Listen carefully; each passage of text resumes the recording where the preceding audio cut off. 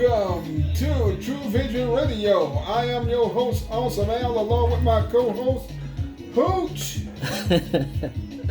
What's going on? Montgomery, Alabama, and around the world. What's going on, Montgomery, Alabama, and around the world, as Hooch just said. Welcome into Trewvizon Radio. Once again. Yes, once again. This week we got an interesting show. We're going to have an interesting guest on the show this week. My brother, my sensei. Yeah, Mr.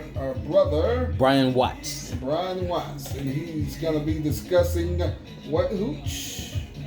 A little bit of everything, Mr. DJ Awesome Al. African theology, how it relates to scripture, maybe. He's probably going to talk about some politics and how it relates to immigration also. Stuff like that as well. So yeah, it's going to be an interesting show, I believe. Voting and all kind of stuff. I voted early. What about you? Yeah, I did too. I voted last Monday. Went down there, and believe it or not, I went down there. It was a line down there. The line was kind of long there. When I went to vote, it took me about an hour. Me and my sister went down there and voted. And I like to see lines like that. It tells me that people are voting. Oh, yeah, and they're serious about voting, yeah.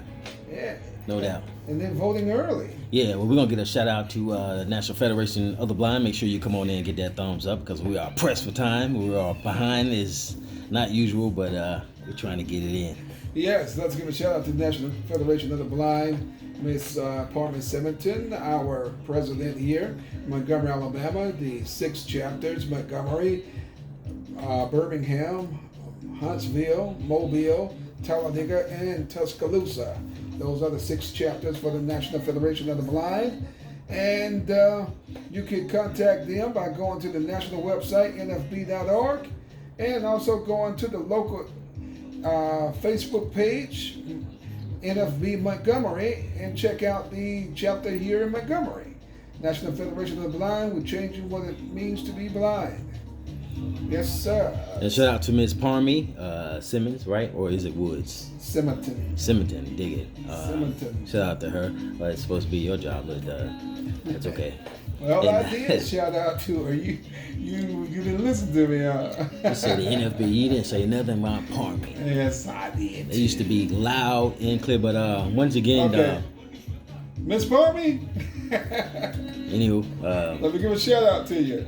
I forgot. What are we doing? We're gonna go now. Maybe we need to talk to Brother Watch right now. Don't forget Instagram. Don't forget we have Instagram, Trewvizon Radio. I got you. Also, we have a Twitter. Yeah, Twitter at Trewvizon. hit the cash app if you can. And hit the cash app at $TrueBucks. Yes, sir. $TrueBucks. I'm gonna try to get him right now. Let's see. Let's see if we can get Brother Watts on the phone. Get him on the other. All right, let's try this one and see if we can get him on the phone right here.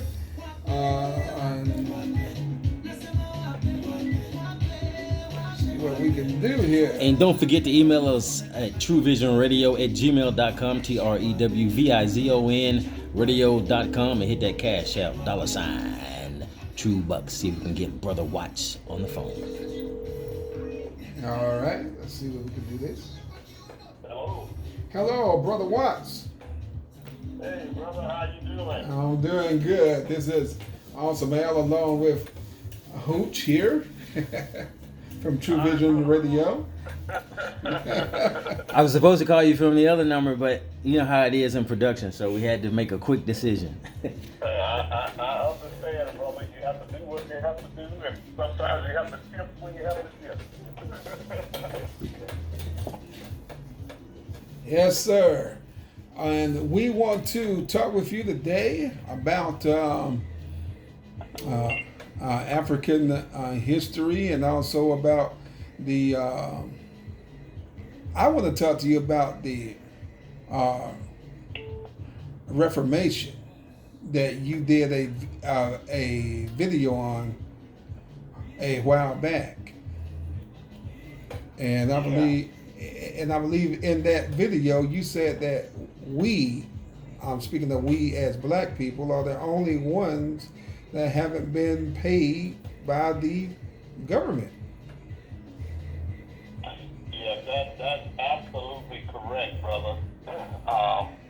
If you look back at history, the United States have paid reparations to Asians, have paid reparations to Europeans in context of the Jewish nation, have paid reparations to several other ethnic groups of origin, and never have compensated the indigenous.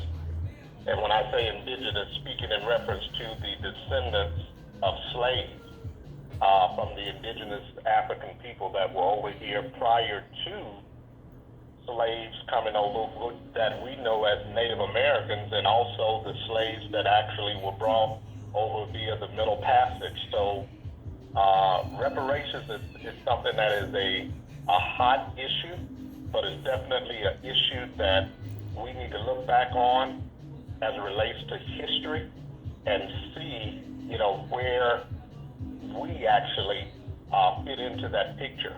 And that's not only in the United States. Even when you look at some of the European nations, such as France, which was one of the biggest enslavers. You look at Europe itself in general, which was also one of the largest slave trading nations. So when you look at some of these countries, they owe reparations to the African person in general, to the diaspora in general. So when we look at the slaves in the Caribbean, when we look at the slaves that were taken to Brazil, even those that were, when you talk about the Western Caribbean and Cuba, things of that nature, this is something that, the whole diaspora have never been compensated for that free labor that made the world what it is. So not only this country, we know that the slaves built the United States, but when you look at the other places that we were transported to, we also built those nations and those countries and those states. So reparations should be given to us. It's a no-brainer, actually. So don't stop me whenever you want to stop me. Now I'm enjoying the conversation that you are having about the reparation. Also, would you say that indentured servants was just a cover-up for slavery, basically? Even though they were paid, sort of, Yeah. kind of. Yeah, sort of, kind of. When you look back at the first indentured servants, when you go back and you look at the Johnson family that came over here in 1619, everybody, even the 1619 project kind of highlights some of this. But when you go back and you look at those families, the agreement that they had as it relates to the indentured servant policy, so to speak, was that they would work for a number of years, between 3 and 7 years, depending on what land they were working to be compensated with, and not only that, depending on how large the family was. So there was actually a certain criteria attached to the indentured servitude. That's something that needs to be studied more. That's something that a lot of historians don't touch on. But there's also something, when you look back in the Bible, you can see that the Europeans, and let me preface this by saying this, most of your inferiority ideology and most of the inferiority doctrine that was taught came out of the early church.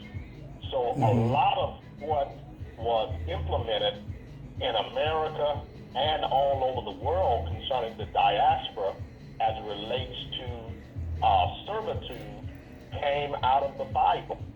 So the indentured servant concept was actually taken out of the Bible and used by the slave master as it relates to the African person. So the indentured servitude that we saw over here that was interrupted in the 1670s, that went away with different laws that were passed in the colony. So that indentured servitude was short-lived. It was only for a short period prior to, before that actually turned into full-blown, what we know as now chattel slavery. Now, what after that, after slavery and came about, and it was supposed to have been over in 1865 or 63 to some historians. Did they try to extend slavery through sharecropping, kind of?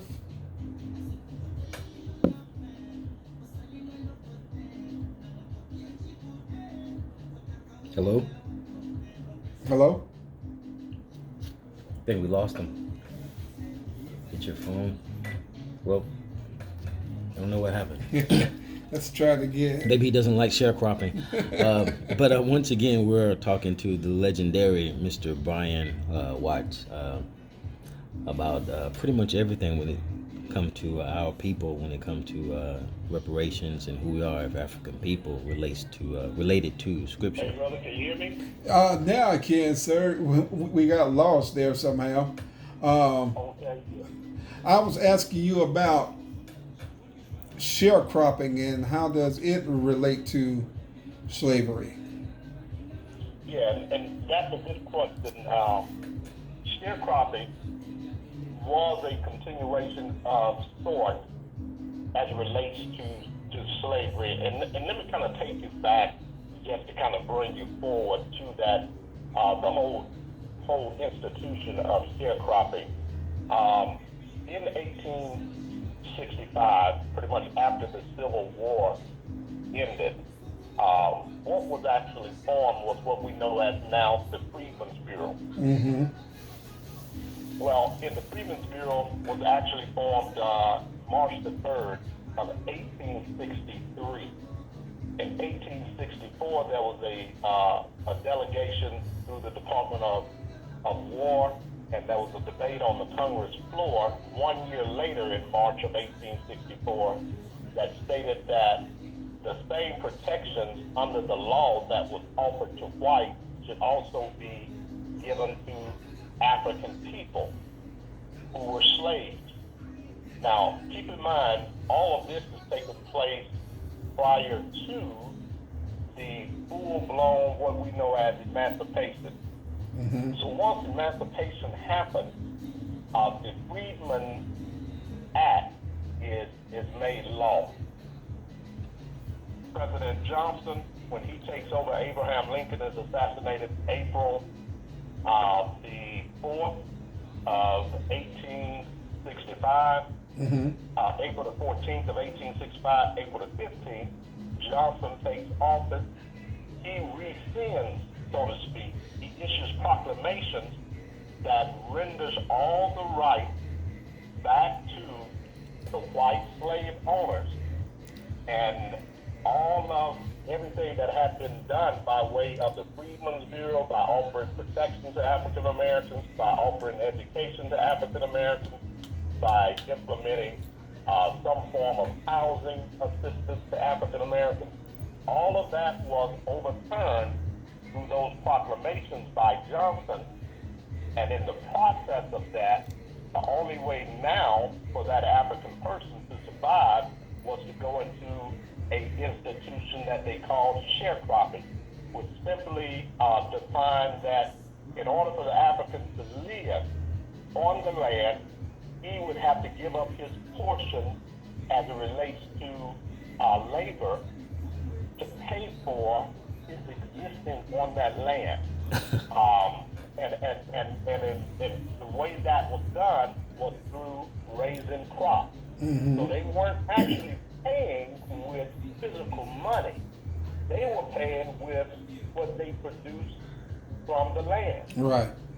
And that counted as a form of money and them paying off the debt. Now, keep in mind, this land that was given back to the slave owners, because the slave owners got pretty much full amnesty. They were forgiven for all of the atrocities that they had committed. They were forgiven for all of the torture that they had meted out. Right. And not only that, they were given reparations, brother, in the form of their land being given back to Right. them. Right. But because their commodity had left, because the labor force that was on the land, which they considered to be property, indigenous property to the land, had left, now they had to institute a system to somehow get that labor force back on the land. Mm-hmm. So that's where the whole institution of sharecropping came from. Those Africans that did not have any type of, and you're talking about 400,000 slaves being in the South, being released, and without having any money, without having any place of dwelling, without having any clothing but that which was on their back. So in order for them to survive, they entered into these agreements. Sad thing about the sharecropping agreement is that most African people that participated in that got none of the land in the return for them working the land for 7, 8, 9 years, whatever the agreement could be, and most of that was set by the slave masters.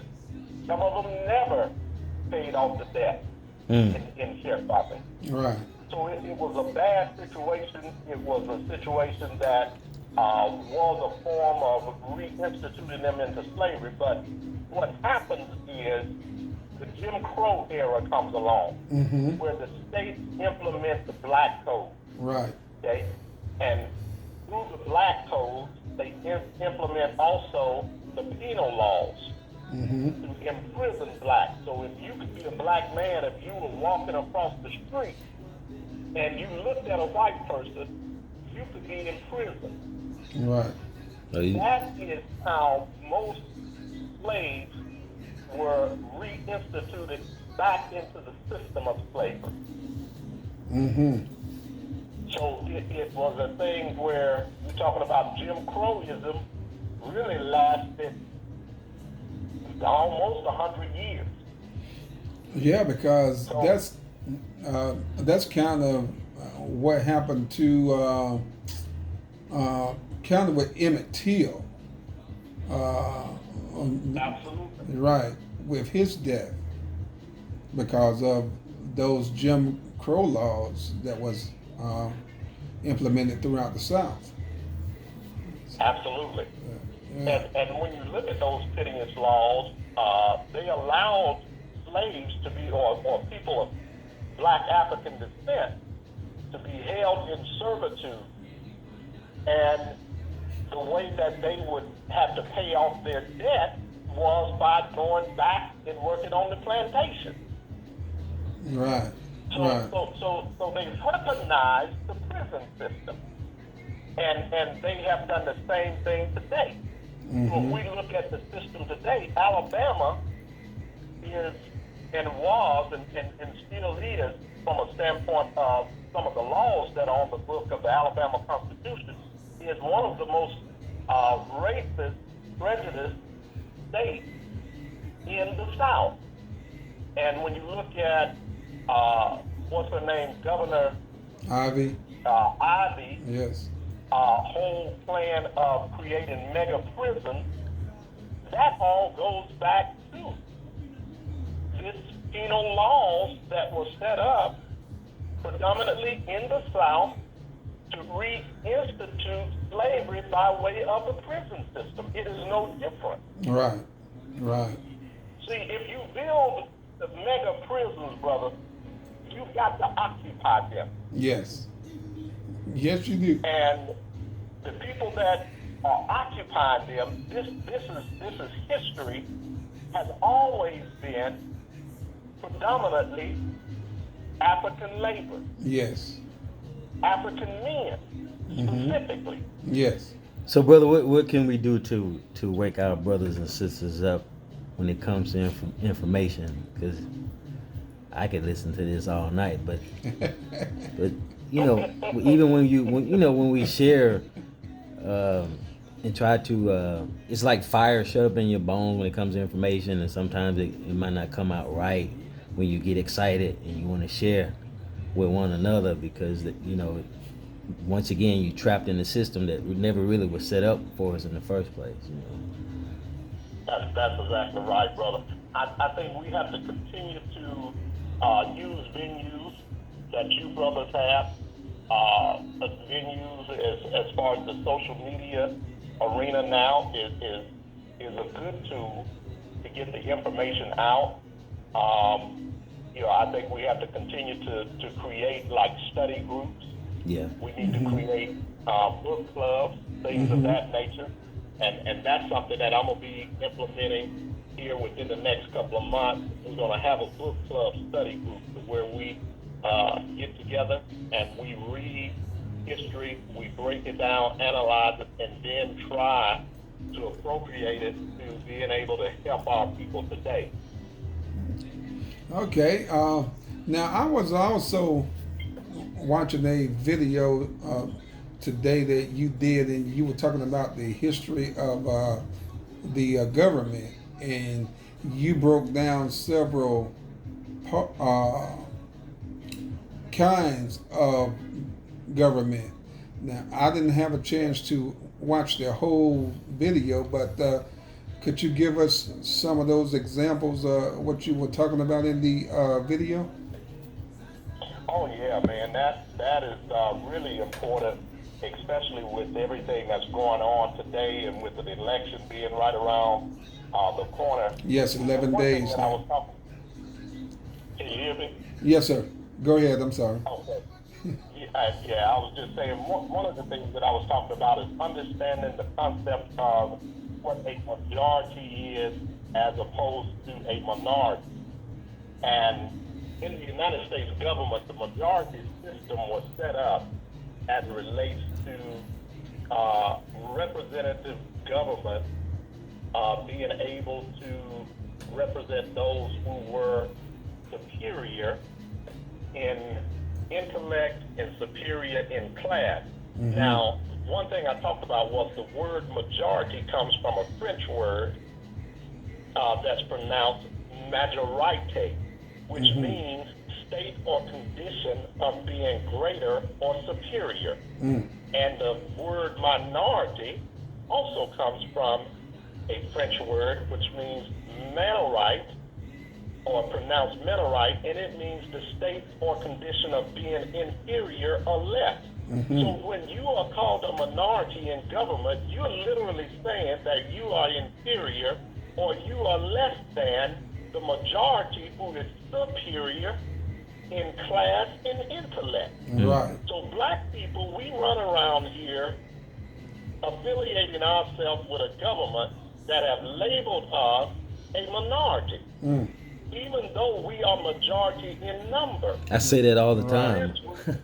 Yeah, when we say we are minority, we're actually saying that we are less of a being. Right. And that our state of existence is not as great as the state of existence for those that call themselves majority. Yeah, we let others define us. Don't even know Absolutely. where it comes from. And have always had. So that is what made up the government. Now, I talked briefly about the idea of government coming from out of the mind of John Locke, who was a British political philosopher in the 1600s. The actual American democracy comes out of his document that he writes called the Second Treatise of Government. And out of that government, there is a democracy formed. So that's where our concept of government comes from, having the two-party system, the Republicans, and the Democrats, so on and so forth. But I also went back a little bit farther and went back to the Grecian Empire when Plato introduced his 5 orders of government. They were called the aristocracy, which means the rule of the best, democracy, which was the rule of honor, oligarchy, which was the rule of the few, democracy, which was the rule of the people, which literally means mob rule, because it comes from the word demo. You put an N on demo, you have demon, which means someone that is unstable or possessed. In Croatia, the last part of Croatia actually means of the people. So you have the word democracy literally means rule of the mob. So what we call the rule of the people actually came out of the concept of a mob taking over the government. And then we had his last order that he actually presented in Athens was tyranny, which was the rule of the despot or the rule of the dictator. So government goes all the way back. But something interesting about that is that Plato learned his concept of government out of the mystery schools in Africa and in the land that we call Egypt. Right. And they tell us in the Bible to stay out of Egypt. They tell you to stay out of Egypt. And Plato and Aristotle, who was there for 20 years studying in the Egyptian mystery school, get majority of his concepts out of Egypt.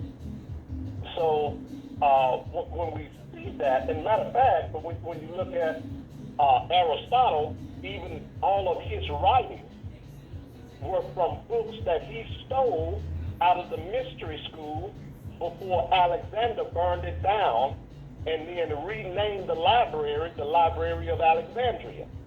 We know this for a fact. It's documented. And in some of his writings, he talks about that. Wow. So all of the books that's attributed to Aristotle, most of them are plagiarized out of Egypt. Wow. It's a fact. If you don't know where you come from, you will not know where you're going. Absolutely, and I think our ancestor, Dr. John Henry Clark, said it best. He said, all history is present. So if you don't know where you have been, then you cannot know where you are. And if you don't know where you are, you cannot know where you're going. Yeah. You're exactly right. Yeah. Right. And I think that has been, that's been our Achilles heel for a long time. Yeah. And we have to go back to understanding, exactly what was done to us as an African people. See, if we were one of the greatest civilizations known unto man, and if all people truly came out of the African people, then we could reproduce that same greatness again if we look back to see what made us that way. Great point. And we fail to look back, brother. Yeah. I think the oppressors, the religion kind of got a hold on us a lot, I know nobody don't want to bring that part. Well, let me say this. We have to begin to acknowledge, Brother Rod, that Christianity in its present day form was used against African people. Now, I can go back and I can talk to you about the 15th and 16th century colonists by the name of John Matter, Cotton Mather.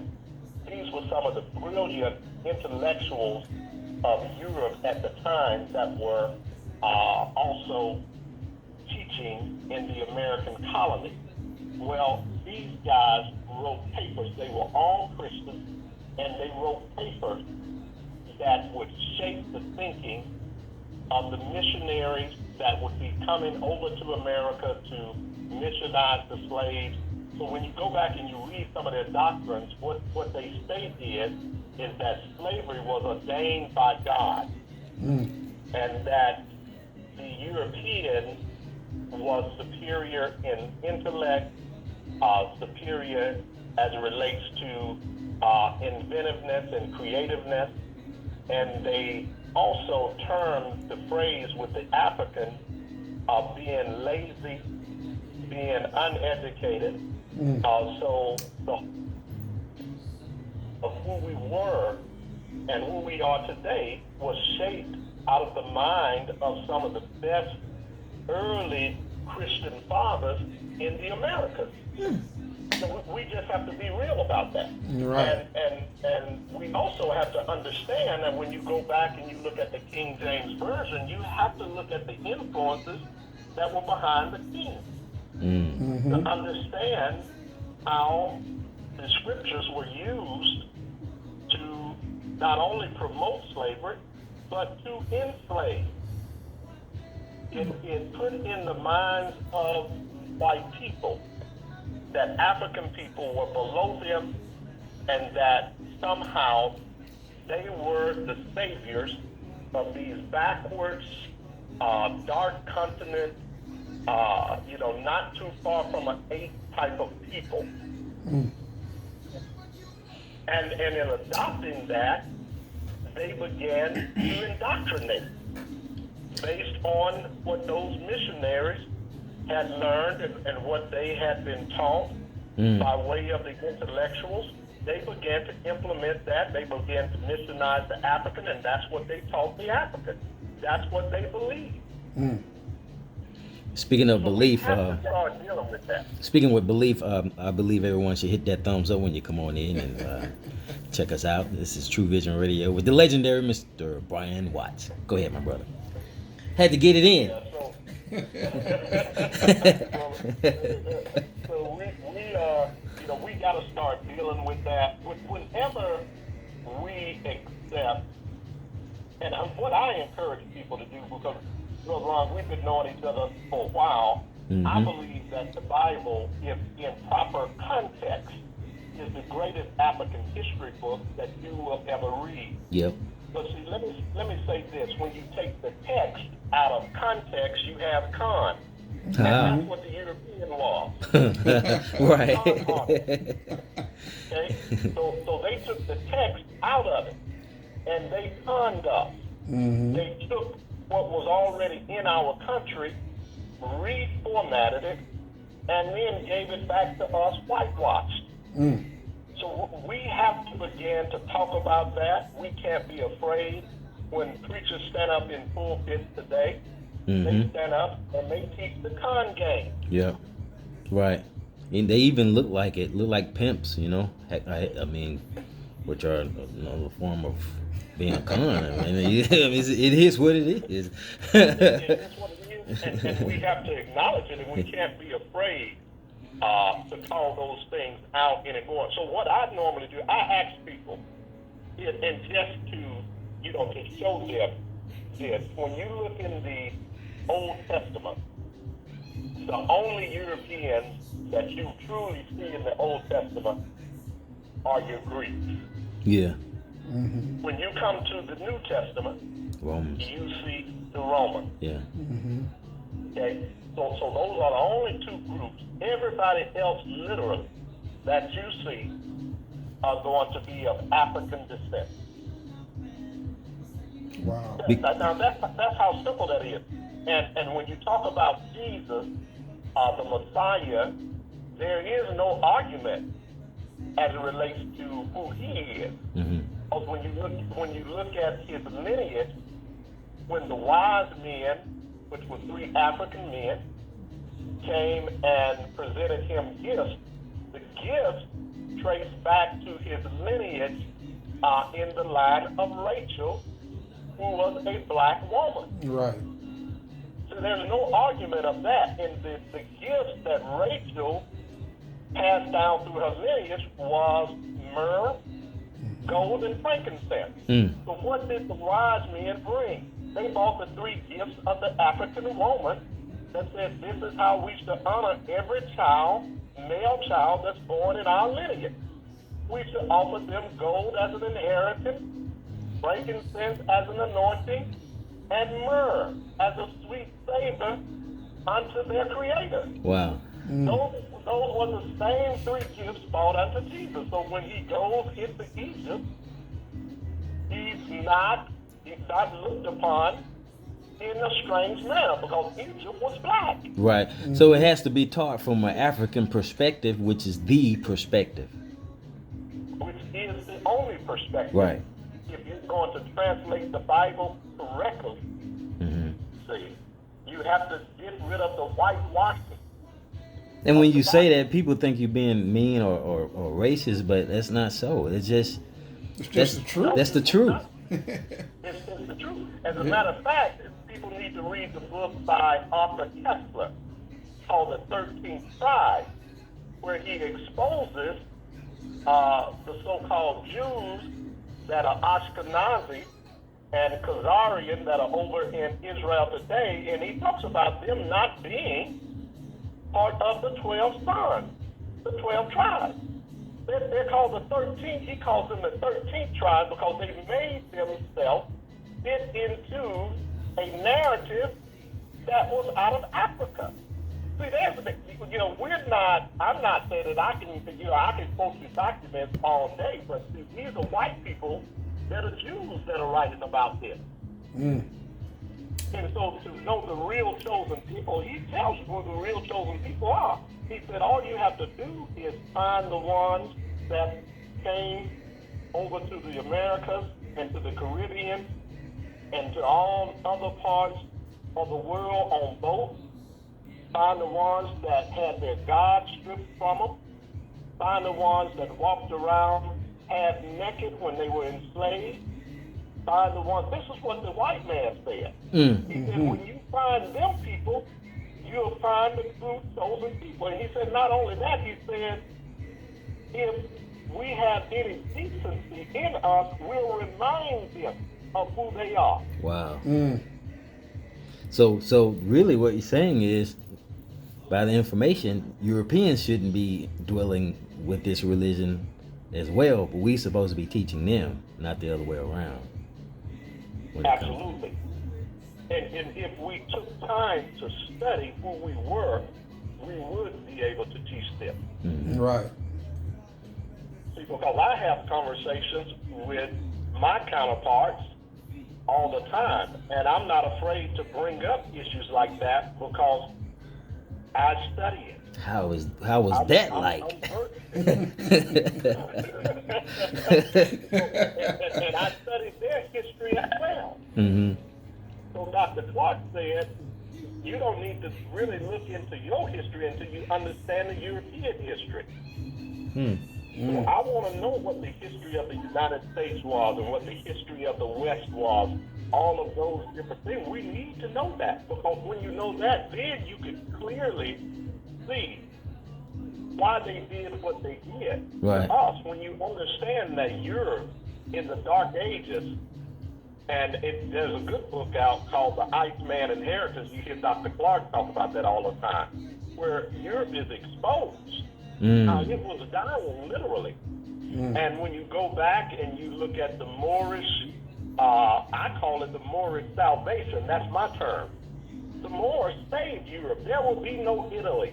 Right. There would be no Spain Yeah. if it wasn't for the Africans that went over there They and taught those people how to be civilized. introduced soap, taught them how to get up off your fours, and hey, you don't wipe your behind with that and then put it on too. Don't do that.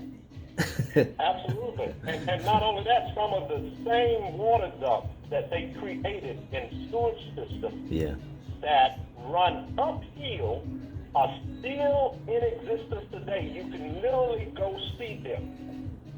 Some of the greatest feats of engineering that have never been duplicated anywhere in the world. So see, our greatness speaks for itself. It's true. Ashe, ashe. Right. Wow. This is beautiful. We need to do this twice a month, maybe 3 times. Because we can get into health and how we're supposed to eat, and we already know about, well, some of them, you don't partake in the oppressor's religion. That's a fight within itself, I know. But what do you think about what Ice Cube is doing? I applaud the brother. I applaud the brother for putting it out there. I've read his contract almost 3 times, well, literally 3 times now. Oh, yeah? And yes. As a matter of fact, I'm gonna do a show on it and I'm gonna break it down. But when you look at Ice Cube contract, he didn't invent anything new. Let me say that, because there are many contracts out there, which you have to go back to the early '60s when you look at the American Reparation Group. They had the same contract.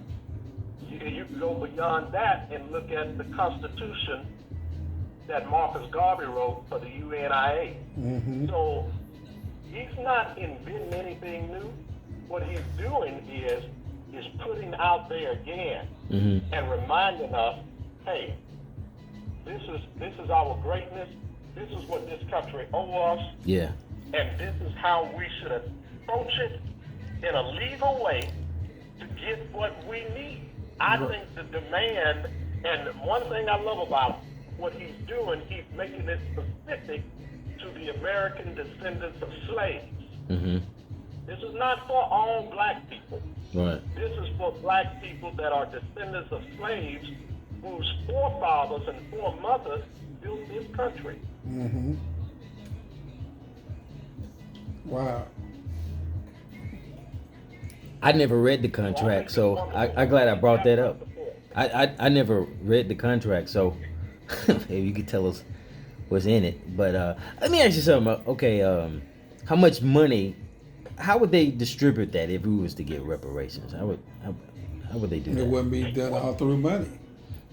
Well, the way Ice Cube has his contract written up is that it will go out in several programs. So it's not just all cash. Gotcha. Right. Some of it will be in educational programs by way of making sure that all African people had a free education as far as college, things of that nature. It also has housing program in there to make sure that all African people had access to homes. It also had in his contract, as far as, lending, that African people were able to get loans apart from a credit report and apart from a credit score. That loans would be made available to us to start businesses. Loans would be made available to us to purchase what we need without having to go through a predatory type system. Right. So there are many facets of how in his contract that he wants to see reparations given to the African person. Now the money part of it, Brother Ron, and this is me talking, this is not specifically in his contract. I think the way that would have to be done is there would have to be some form of management committee or oversight put in place to give out the money, and that the money would have to be imparted to make sure that it was going to us as it relates to livable needs. Say, for instance, if you have a home or you get a home, then that money, that reparations money that's given to you on a quarterly basis or a monthly basis would be put into your home account, etc. So, there are different facets of it, and I think with there are many, Dr. William Darity, if you all get a chance, check that brother out, his books. Matter of fact, he's a professor of economics, and he's been in this fight a long time. Dr. Claude Anderson, yeah, been in this fight a long time as well. I just checked him out on the Breakfast Club not too long ago. Yeah. Yeah, awesome men. Yeah. But it would have to be divvied up to where the money is actually being used to benefit black people.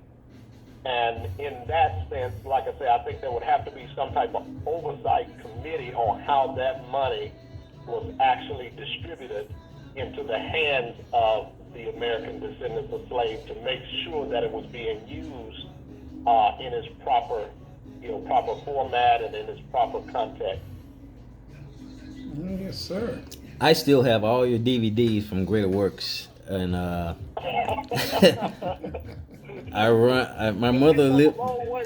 Yeah, I know, right? My mom lives with me now, so I'm like, I got you now.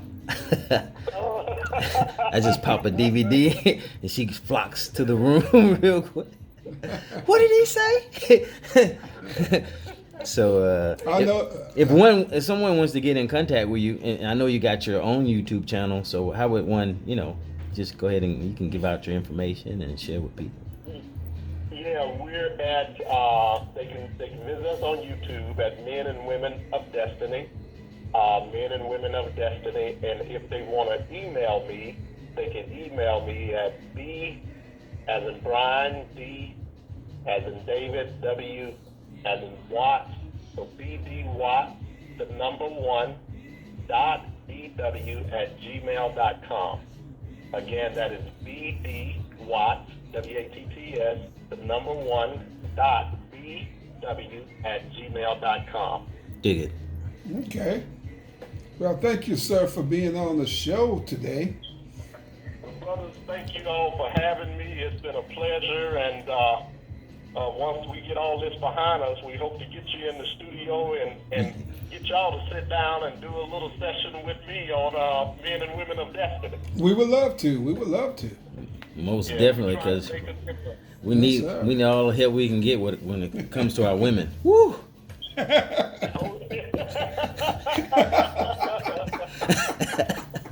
Lord, you ain't gonna ever stop dealing with it.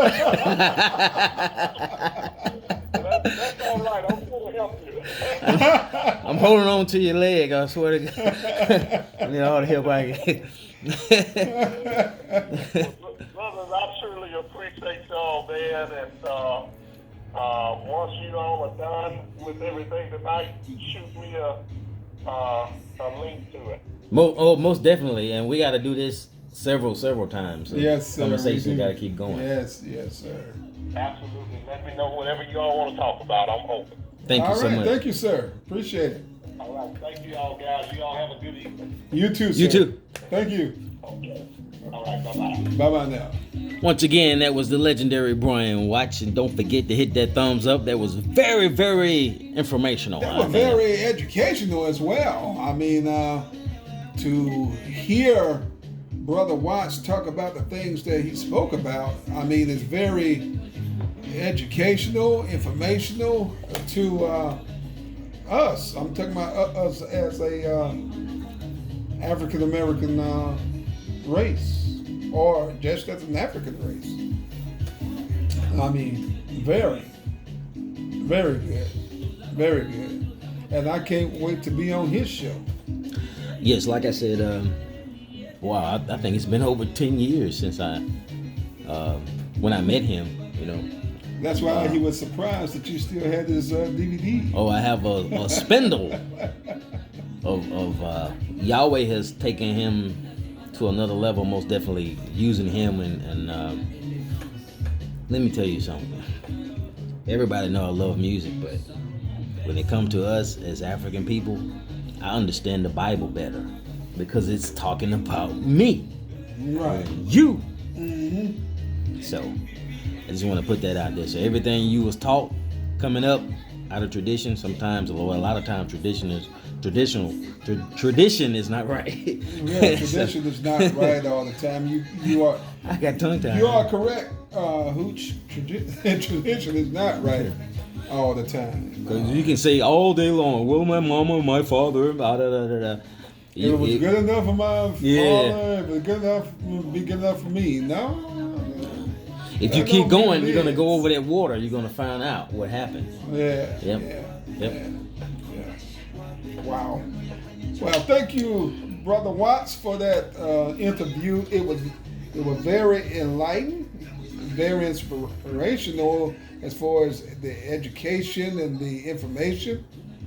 And thank you to Brother Brian Watts. And here we go. And here we go.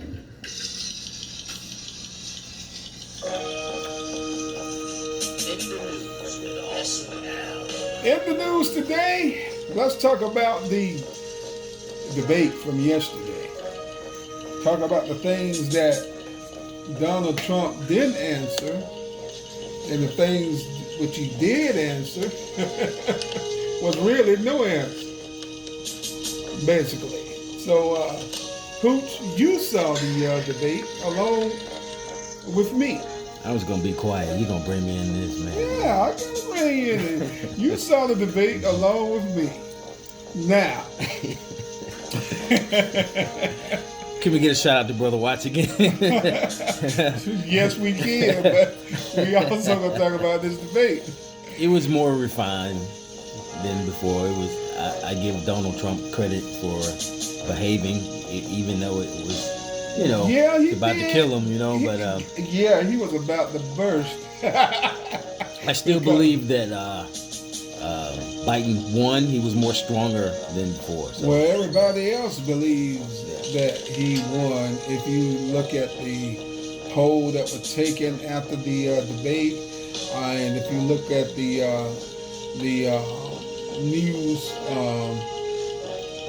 commentary people, that they said that Biden really did a much better job than Trump, because Trump was trying to avoid every situation by attacking Joe Biden and his family.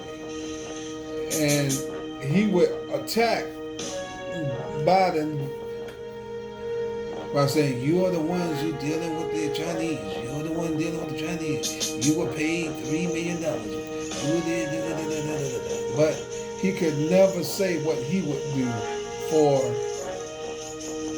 this country.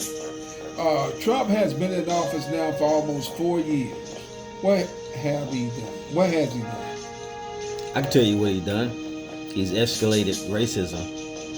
Well, you could say he brought racism to the forefront. Now, that might be a good thing, because it was hidden. And nothing worse than hidden racism, I always say. So now,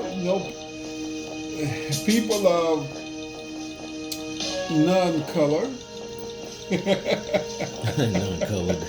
That's clever, right? are bringing themselves out of the woodworks with their shotguns and their pickup trucks. Oh boy! But let me say this: the debate was it was calm compared to the first one. It was very refined. Yes, it was very refined. That's a good term. If you could use that word with Donald Trump. Right? Yeah. He was itching. Yes, he was itching. At the end, it did come out a little bit. And yes, it did. Especially when he got fed up with them talking about the virus. Because he said, pandemic. That's all you want to talk about is pandemic. Because it's the main topic. Well, we will talk about your job, but you don't do it, so. Yeah, the job that he don't do. How can you talk about that when you ain't doing it? Well, President Obama said it best. When he was making his speech Monday, I believe, in Pennsylvania, I believe he was. He said that Trump said, I quote, "This pandemic has made me work." And President Obama said, if you would have been working in the first place, it wouldn't have been a task for you. That's right. We wouldn't have had this. I mean, Trump and his administration dismantled everything that the previous administration of Biden and Obama had placed as far as this pandemic. is concerned, they had a book that would tell you what to do in case of a pandemic came about. Trump did away with the book and wanted to form his own. And look what he got. Mike Pence, who don't know his head from a hole in the ground, trying to run a task force that don't know what the hell they're doing. If they would have kept the book that Obama and Biden had wrote and left for them to go by, this pandemic would not be as it is now. I don't believe it would have. What about you? No, I agree with you. And I don't normally agree with you. No, you don't. But anyway, yeah, the debate. This debate was better than before, but Biden won the first one because Donald Trump was so bad. Yeah, because of his behavior. But I'm glad. I believe he would have won it anyway. Right, but I'm because I'm for Biden. But if not because I am for Biden, right. I believe that Biden is a better man than Donald Trump. And if Biden in 4 years doesn't get it right, we get somebody else in there until we get what we want. Who can get especially it right. as melanated people, you know. We could get Kamala in there. Then. Oh yeah, she can go. Maybe she'll run. Oh yeah, oh yeah. Now you're talking. See, I'm in the flesh. I ain't got no. That's right. Get Kamala in there as president, and Michelle Obama's vice president. Wow. Women be running things. You know what? This needs to happen. I'm just tired of looking at old white men. That's right. Old white men arguing back and forth. At least get some young white men to go at each other. I mean, damn, what to be though. Something, man. Need some Samoans and a brother. You know what I'm saying? You know, I don't know. We tired of that. Yeah. The one other thing Trump said in the debate, he was talking about the virus is going away. It's going away. It's going away. Where? Well, when he leaves the house, maybe he would take it with him. Maybe so. Every time you turn on the news, this thing is growing. Right now, it's over 8 million people infected in the United States by this virus. 8 million. It's a lot. That's a lot. And it's growing. It's not going away. No. I don't know. But I do know we need to be stimulated every month. And, until this thing is done. Now, can they afford it? Hell yeah, they can afford it. Pardon my language. Yes, they can afford it. The United States government can afford to give everyone in this country $1 million. That way they wouldn't have to do a stimulus check. Let's give everybody $1 million. And we can live off of that until this virus is done. Because who knows how long it will be done. Right. And another thing, what's in the news, George Floyd, murderer, got off, I believe. Yeah. Now, see, that pisses me off right there, too. Yes, his murderer, Derek Schubert, whatever his name is, they set him free. And this man murdered a man. He murdered him. Now, if we are supposed to be like coming together as we should as African people, it didn't matter if he was tried guilty or not. If we strong like we say we supposed to be, somebody would have. You know what I'm saying? But our men quick to pull up on one another. Right. We're quick to go at one another. Instead of fighting who we need to fight. Exactly. Your open enemy. Right. Fighting who we need to fight. There's no way in hell that George Zimmerman and what's the cop that killed the brother on Facebook in front of his kid and his girlfriend. There's no way. No way these people should be walking around. Or the cop that shot the brother in the back over there in Atlanta. There's no way. When he was walking away from the cop, not walking toward him. And these people are still free. Still free. Now, some justice might be coming in the case of Miss Breonna Taylor because a juror that was part of the grand jury had spoken out saying that they didn't get half of the information that they needed to make the proper decision.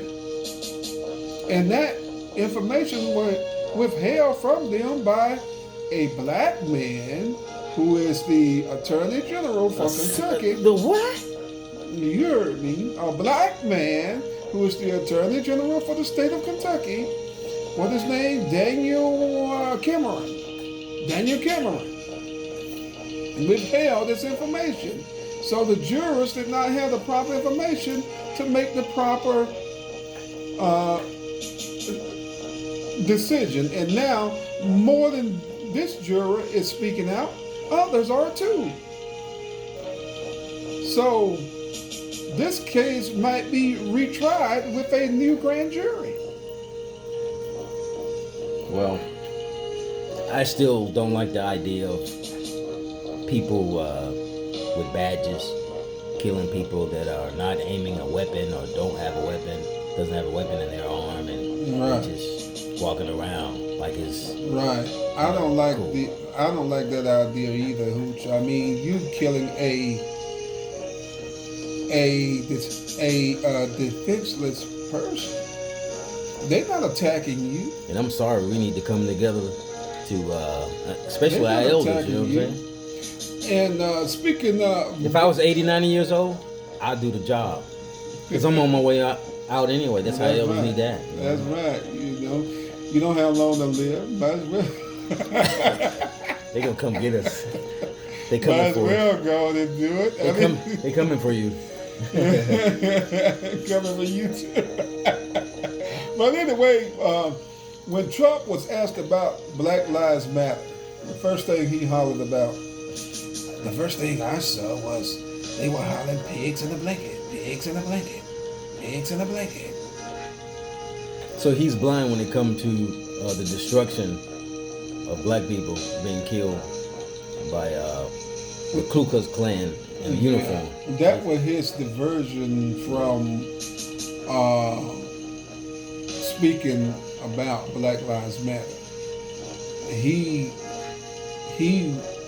basically said, this is what I think he basically said. This is just my opinion now.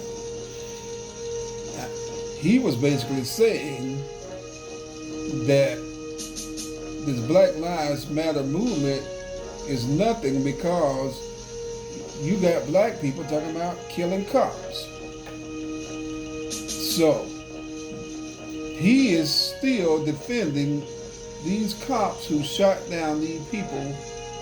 And I don't know why people say cold blood, because blood is warm. Only you. Blood is warm when it's in your body, not when it gets outside of you.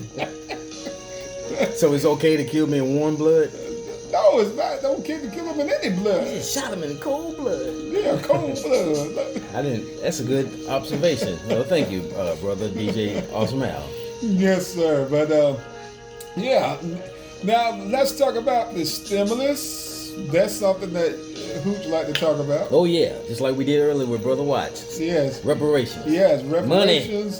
Reparations and stimulation. I'm not touching that one. That sounds interesting.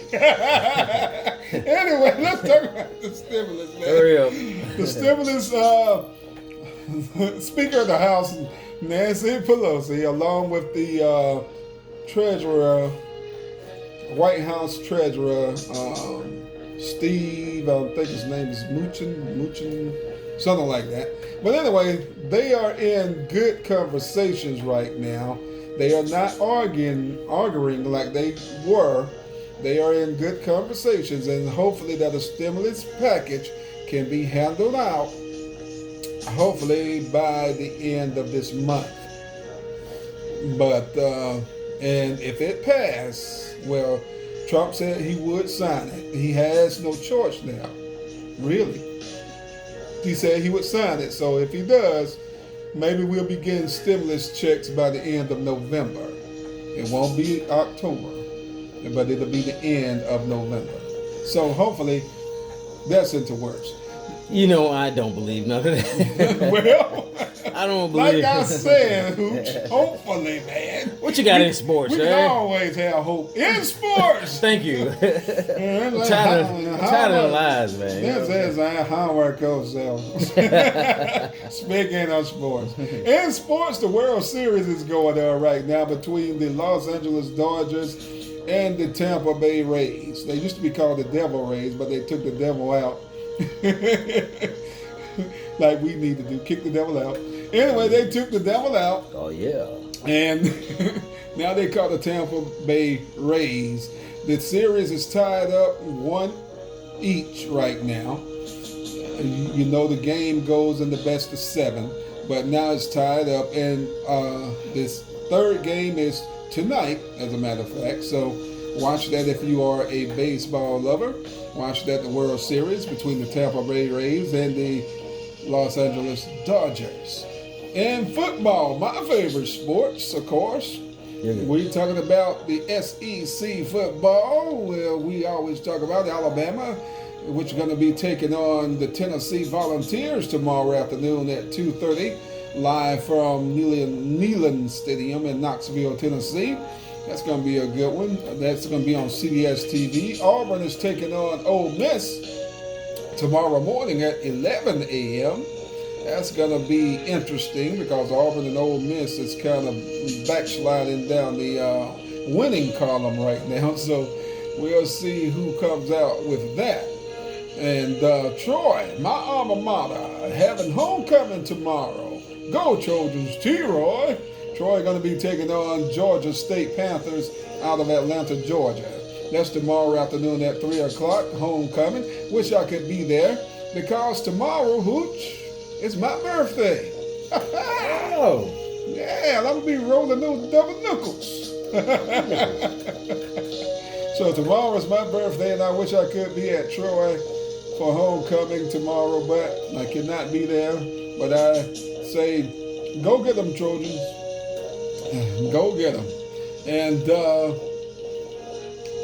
that's basically all I got for sports, Hooch. And that's basically all I got for in the news. Thank you, Hooch. Well, we welcome there, brother. Thank you.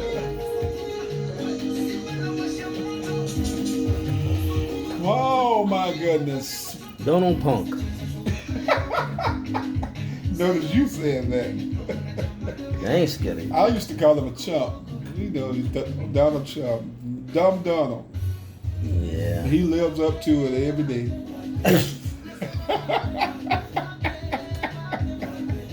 Every day. I mean, really, man, really. But these debates clearly shows who would be the better person in the White House. Now, I'm not saying that Joe Biden is an angel, but who he is. Yeah. I'm not an angel either. Well, don't comment. Neither you, Hooch. Don't even go there. But, once again, you know, he would be the best. He would be the best candidate and the best president that could handle this situation that's going on right now. That's my opinion. Everybody has their own opinions. We all know this. So, get out and vote. We only got 11 days left. 11. Only 11? Only 11. If you haven't early voted, you know, please do so. You can vote here in the state of Alabama, early vote until the 29th of October. You can early vote. And the only way you can do that is get a absentee ballot.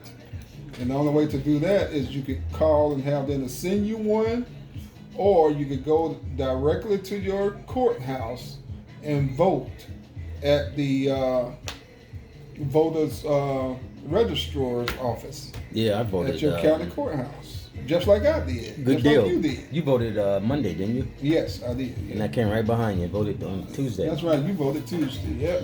Me and So my mom. Hooch and I have already did our Voted with my patriotic mom. and civic duty. Yeah, we did. Yep. You voted with your mom, and I voted with my oldest sister, who sometimes ain't like my mom. I know. Well, that's how they do it. But yeah, but we have voted. That's a good deal. Yeah, that's a good deal. So we have done what we're supposed to do. You didn't backslide, did you? Oh no.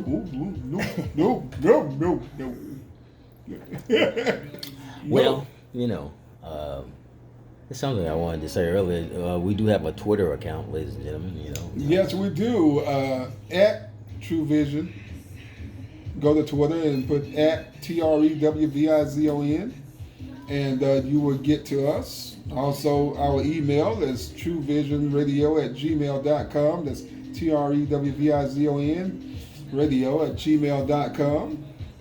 And we're going to get Instagram up and running. And this is the thing, folks. We're working on the Facebook so we could go live. Yes. And we can have people to call in. Yes. But for some reason, our phone didn't work today when we were trying to call Brother White. All right, our phone didn't work today. We tested it out earlier and it worked fine. It worked fine then. Only in production. So we're still working on it. So that would be great. Excited about that. And don't forget to hit the thumbs up and subscribe. And for those who have a problem with profanity, maybe you shouldn't use it yourself.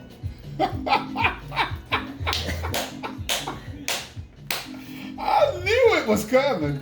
I just knew it was coming. I just didn't know when. But I knew you were going to get them. But guess what else? What's that?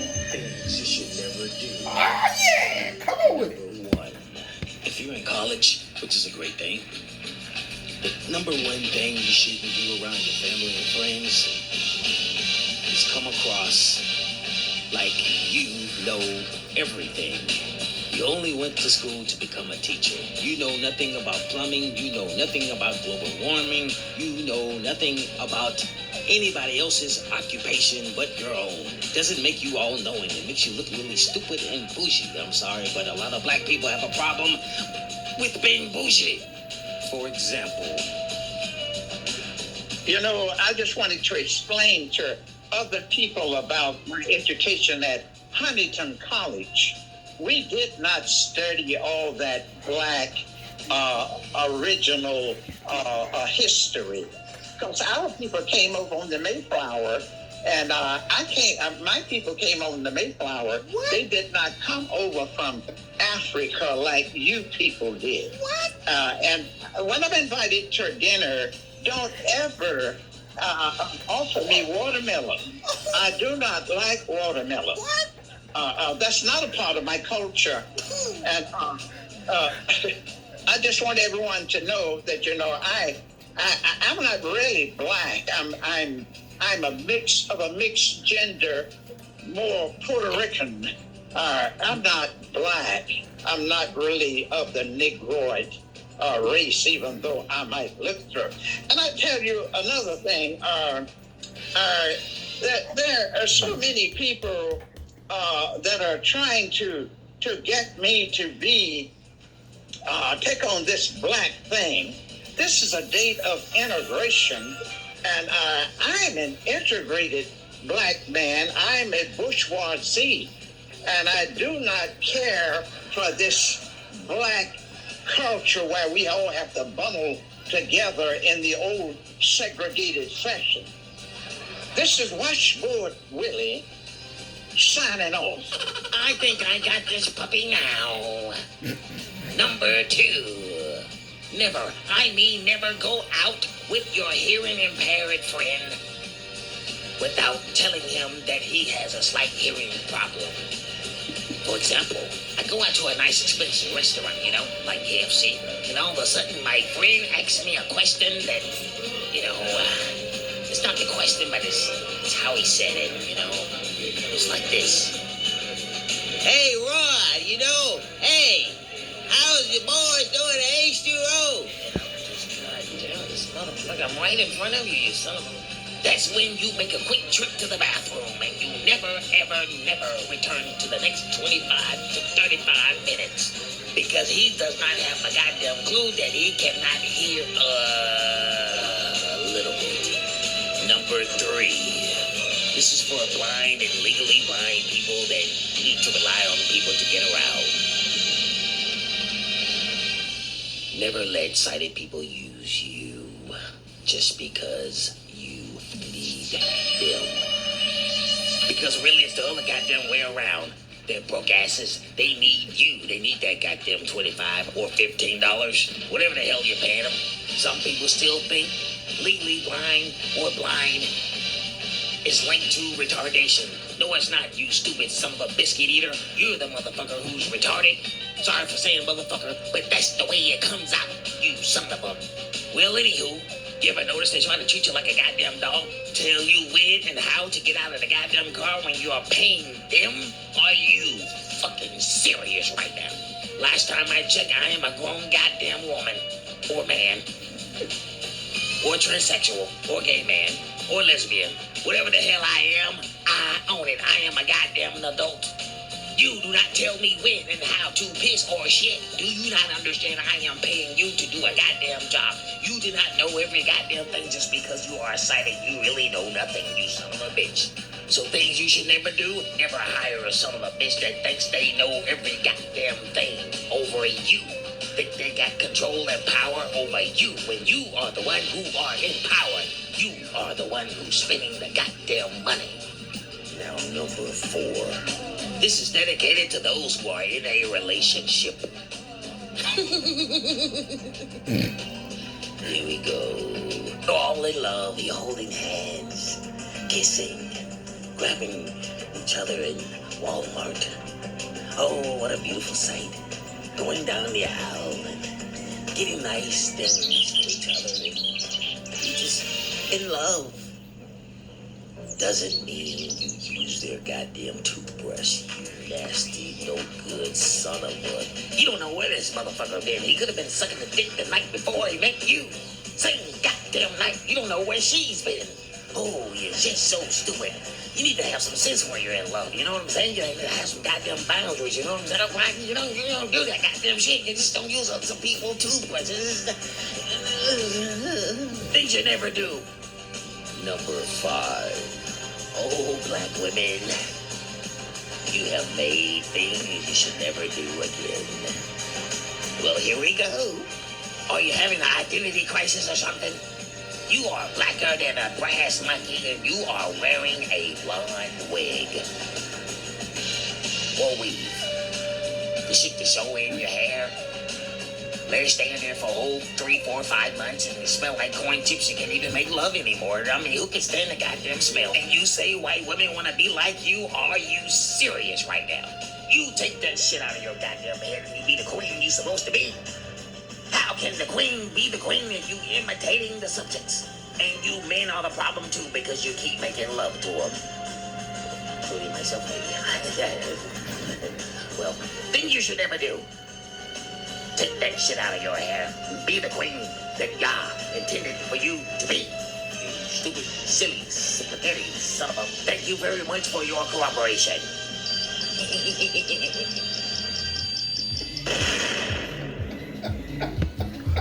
Thank you so much. Thank you. That was good. You have to admit, I put in... If, ladies and gentlemen, if you can see the expression on Awesome Al's face, it is priceless. Almost dropped my equipment. Thank you for bringing in Washboard Willie. You wasn't expecting that, were you? No, I wasn't expecting Washboard to come in. Shout out to Washboard Willie. Shout out Washboard. How you doing, Washboard? I'm doing fine, thank you. No, I'm just saying. Washboard Willie.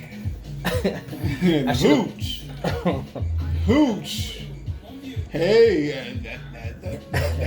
Hooch started out this stage. You should never do that. But he had to be Hooch. He had to be Rare Hooch. I hung in there. Yeah, you hung in. I can get better. And for as long as you could. It is for our entertainment purposes only. But yes, it's for entertainment purposes only. But so Brother Watts, don't judge me too hard. I'm gonna give you a Christian answer. The devil made me do it.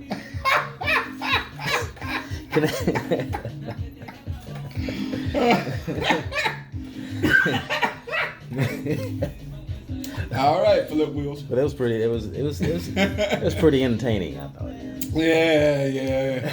Okay. So what do you think of number 1, number 2, number 3, number 4, number 5? Well, number 1 was good.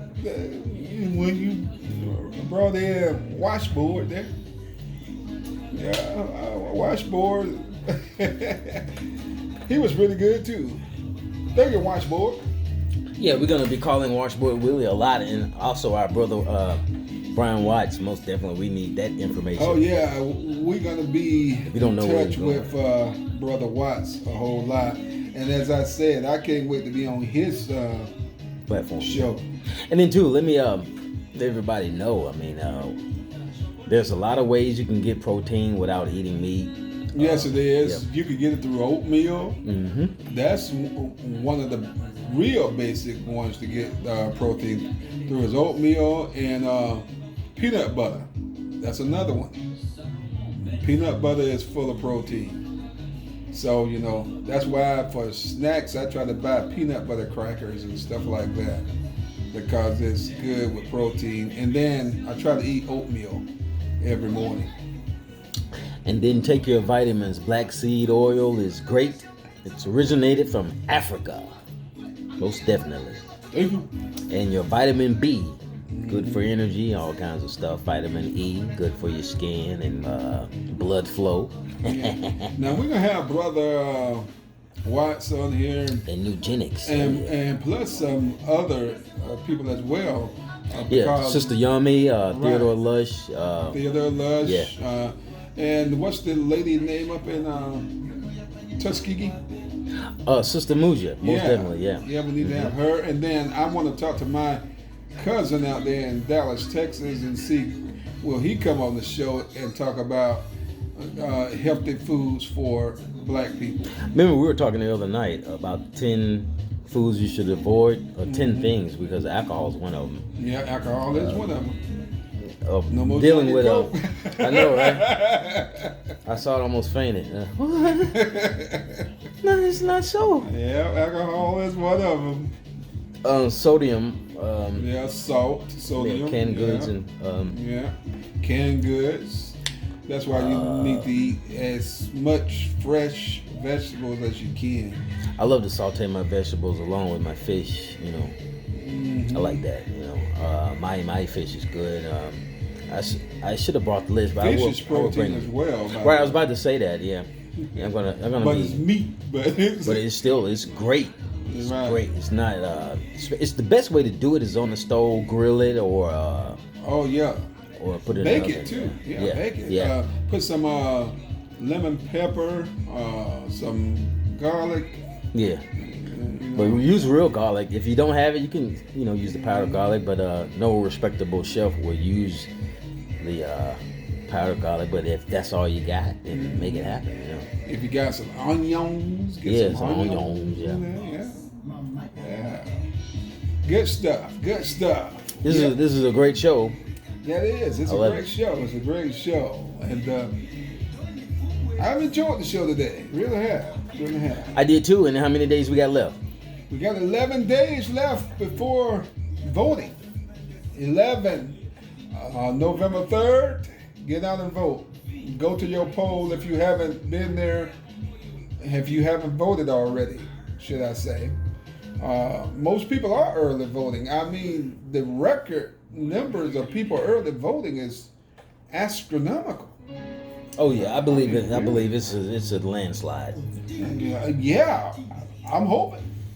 Because didn't you say Donald Trump, when it came to the town hall meeting, he was on 3 networks and Biden was on 1? Yeah, he was on 3 networks. He was on all the networks of NBC. He was on the regular NBC. He was on MSNBC. He was on CNN. And he got less viewers than Biden, who was only on 1 network. That was ABC. That's all he was on. And he got more views than Donald Trump did on 3 networks. So that should be telling you something right there, people. that this King Donald regime look like it's about to come to an end. So, wow. Oh yeah. Yep. Look like it's about to come to an end. So, get out and vote. Yeah, get out and vote. And once again, let's give Mr. Brian Watts a strong black hand. Let's do that. Dig it. Let's do that. Yeah, and don't forget to donate, brother. We know you got a good job, and donate to Trewvizon Radio. Hit that cash out, the $TREWBUCKS. Yeah. Thank you, Brother Watts. Oh yeah, that's my brother, man. I love Brother Watts. You know. Thank you very much, sir. And as I said before, I can't wait to be on your show. And when we talk about these issues, we've been lost for too long, and it's time that our this people. book club that he was talking about forming. I mean, that's good too, because it give us a chance to read. Yeah, because I don't read like I should. I was telling a friend of mine that I'm gonna be an advocate for Yah, which is that's God for those who don't know who Yah is. Right. Yahweh. And I'm gonna be on the corner. You don't know. You ain't gonna do it. You need to study. Watch. Yeah. You see, I'm gonna shock everybody. I guess I gotta get my act together when it comes to things you never do. But it was funny. But once again, everybody. That voice. I don't know where that came from. I don't know where it comes from. I don't know where it came from. I'm just being creative. I don't even know who that person is. I'm gonna make them pay rent though. Yeah. Maybe he's rotting hooch. Maybe he can make Al pay for dinner tonight. Okay. He's turning up the music now. I guess that means hell no. Make sure you say hell yes and hit that thumbs up and subscribe. Yeah. I see we had 39, now we have 38. Somebody's pissed off. I don't care. We're gonna keep moving. Hey, keep on going. But you know what? Don't let nothing break your stride. We forgot to do something. Music moments. Yes, we did. But so, let me. Are we gonna have it this week, or are we gonna save it for next week? If you're not up to it, because it's already been like. Yeah, it's already been there. We're gonna do music moment next week, and we're gonna have a good one next week. So tune in. You can tell them now. Advertise. We're gonna have the great, legendary Eddie Levert. A lot of people didn't know he was from Alabama, did you? Yeah, Bessemer, as a matter of fact. He's from Bessemer. He's from Bessemer, right outside of Birmingham. Damn. And there's some Levert relatives still live in the Birmingham area. Well, that was the producer's fault. I'm sorry. I should have kicked in music moments after the news. Well, that's okay. But we'll do it next week, and we'll have a good music moment on Mr. Eddie Levert, plus our usual entertaining and infotaining show. Thing you should never do. And don't forget to email Awesome Al, ladies and gentlemen, who are listening to the new segment, Ask Me. Yeah, ask me if you got any Meaning questions. him, not me. I don't want to. You're going to answer him too. I don't want nothing to do with it. Ask him something. Maybe he'll do like Trump and avoid it all, man. Talk about something else. Most definitely. But anyway, yeah, ask me. Send your questions in to us at TrewVisionRadio@gmail.com. And also, if you want to do it by Twitter, go to @TrewVision. And like I said, we're going to have Instagram and Facebook going soon. We're going to go live. Maybe you'll see our handsome faces. I heard that. And then again, maybe not. I thought you was a radio guy. Yeah, I am a radio guy. That's why I said maybe not. I like radio. Everybody's doing it, video. Everybody's doing it. So everybody's doing it. Everybody want to show their face. Yeah, I'm cool with not showing mine. Me too, man. Yeah, I like radio. Yeah. I got a face for radio. So.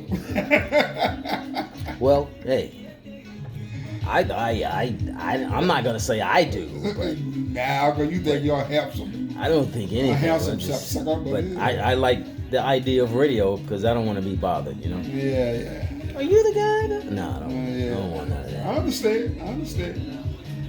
So, But that's gonna do it for us, Hooch. that's gonna do it. Unless you're gonna do music moments. Nah, we're gonna say that to next week. 11 days left. Get out, vote if you're early voting. Go to the poll on the 3rd. Yeah, vote. Because if you don't, you can't complain, right? Nope, you can't complain.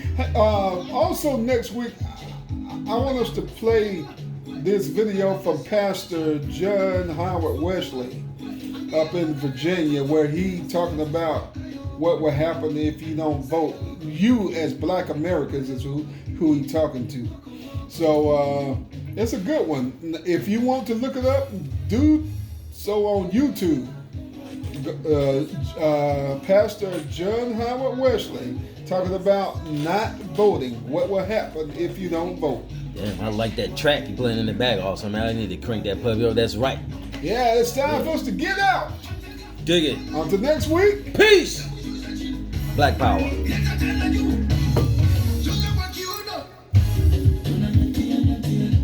Then